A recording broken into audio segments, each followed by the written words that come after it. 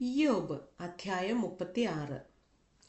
എലീഹു പിന്നെയും പറഞ്ഞതെന്തെന്നാൽ, അല്പം ക്ഷമിക്ക, ഞാൻ അറിയിച്ചു തരാം. ദൈവത്തിനു വേണ്ടി ഇനിയും ചില വാക്ക് പറവാനുണ്ട്. ഞാൻ ദൂരത്ത് നിന്ന് അറിവ് കൊണ്ടുവരും. എൻ്റെ സ്രഷ്ടാവിന് നീതിയെ ആരോപിക്കും. എൻ്റെ വാക്ക് ഫോഷ്കല്ല, നിശ്ചയം. അറിവ് തികഞ്ഞവൻ നിന്റെ അടുക്കൽ നിൽക്കുന്നു. ദൈവം ബലവാനെങ്കിലും ആരെയും നിരസിക്കുന്നില്ല. അവൻ വിവേകശക്തിയിലും ബലവാൻ തന്നെ. അവൻ ദുഷ്ടന്റെ ജീവനെ രക്ഷിക്കുന്നില്ല. ദുഃഖിതന്മാർക്കോ അവൻ ന്യായം നടത്തിക്കൊടുക്കുന്നു. അവൻ നീതിമാന്മാരിൽ നിന്ന് തൻ്റെ കടാക്ഷം മാറ്റുന്നില്ല. രാജാക്കന്മാരോട് കൂടെ അവരെ സിംഹാസനത്തിൽ ഇരുത്തുന്നു. അവർ എന്നേക്കും ഉയർന്നിരിക്കുന്നു. അവർ ചങ്ങലകളാൽ ബന്ധിക്കപ്പെട്ട് കഷ്ടതയുടെ പാശങ്ങളാൽ പിടിക്കപ്പെട്ടാൽ അവൻ അവർക്ക് അവരുടെ പ്രവൃത്തിയും അഹങ്കരിച്ചു പോയ ലംഘനങ്ങളും കാണിച്ചു കൊടുക്കും. അവൻ അവരുടെ ചെവി പ്രബോധനത്തിന് തുറക്കുന്നു. അവർ നീതികേട് വിട്ടുതിരിവാൻ കൽപ്പിക്കുന്നു. അവർ കേട്ടനുസരിച്ച് അവനെ സേവിച്ചാൽ തങ്ങളുടെ നാളുകളെ ഭാഗ്യത്തിലും ആണ്ടുകളെ ആനന്ദത്തിലും കഴിച്ചുകൂട്ടും. കേൾക്കുന്നില്ലെങ്കിലോ അവർ വാളാൽ നശിക്കും.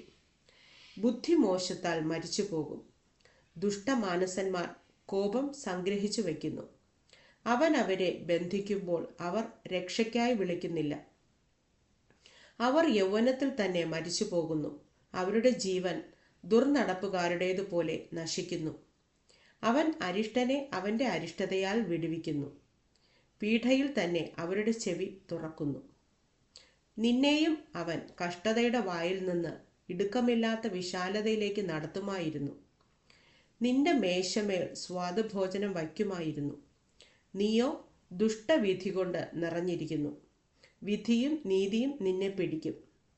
കോപം നിന്നെ പരിഹാസത്തിനായി വശീകരിക്കരുത്. മറുവിലയുടെ വലിപ്പം ഓർത്ത് നീ തെറ്റിപ്പോകുകയും അരുത്. കഷ്ടത്തിൽ അകപ്പെടാതിരിപ്പാൻ നിന്റെ നിലവിളിയും ശക്തിയേറിയ പരിശ്രമങ്ങളൊക്കെയും മതിയാകുമോ? ജാതികൾ തങ്ങളുടെ സ്ഥലത്ത് വച്ച് മുടിഞ്ഞു പോകുന്ന രാത്രിയെ നീ കാംക്ഷിക്കരുത്. സൂക്ഷിച്ചു കൊള്ളുക, നീതികേടിലേക്ക് തിരിയരുത്. അതല്ലോ നീ അരിഷ്ടതയേക്കാൾ ഇച്ഛിക്കുന്നത്. ദൈവം തൻ്റെ ശക്തിയാൽ ഉന്നതമായി പ്രവർത്തിക്കുന്നു. അവന് തുല്യനായ ഉപദേശകൻ ആരുള്ളൂ? അവനോട് അവൻ്റെ വഴിയെ കൽപ്പിച്ചതാർ? നീ നീതികേട് ചെയ്ത് എന്ന് അവനോട് ആർക്ക് പറയാം? അവൻ്റെ പ്രവൃത്തിയെ മഹിമപ്പെടുത്തുവാൻ നീ ഓർത്തുകൊള്ളുക. അതിനെക്കുറിച്ചല്ലോ മനുഷ്യർ പാടിയിരിക്കുന്നത്. മനുഷ്യരൊക്കെയും അത് കണ്ട് രസിക്കുന്നു. ദൂരത്തു നിന്ന് മർത്യൻ അതിനെ സൂക്ഷിച്ചു നോക്കുന്നു. നമുക്ക് അറിഞ്ഞുകൂടാതെ വണ്ണം ദൈവം അത്യുന്നതൻ. അവൻ്റെ ആണ്ടുകളുടെ സംഖ്യ ആരാഞ്ഞുകൂടാത്തത്. അവൻ നീർത്തുള്ളികളെ ആകർഷിക്കുന്നു. അവൻ്റെ ആവിയാൽ അവ മഴയായി പെയ്യുന്നു. മേഘങ്ങൾ അവയെ ചൊരിയുന്നു. മനുഷ്യരുടെ മേൽ ധാരാളമായി പൊഴിക്കുന്നു. ആർക്കെങ്കിലും മേഘങ്ങളുടെ വിരിവുകളെയും അവൻ്റെ കൂടാരത്തിൻ്റെ മുഴക്കത്തെയും ഗ്രഹിക്കാമോ? അവൻ തൻ്റെ ചുറ്റും പ്രകാശം വിരിക്കുന്നു. സമുദ്രത്തിൻ്റെ അടിയെ മൂടുന്നു. ഇവയാൽ അവൻ ജാതികളെ ന്യായം വിധിക്കുന്നു. ആഹാരവും ധാരാളമായി കൊടുക്കുന്നു. അവൻ മിന്നൽ കൊണ്ട് തൃക്കൈ നിറയ്ക്കുന്നു. പ്രതിയോഗിയുടെ നേരെ അതിനെ നിയോഗിക്കുന്നു. അതിൻ്റെ മുഴക്കം അവനെയും കന്നുകാലികൾ എഴുന്നള്ളുന്നവനെയും കുറിച്ച് അറിവ് തരുന്നു.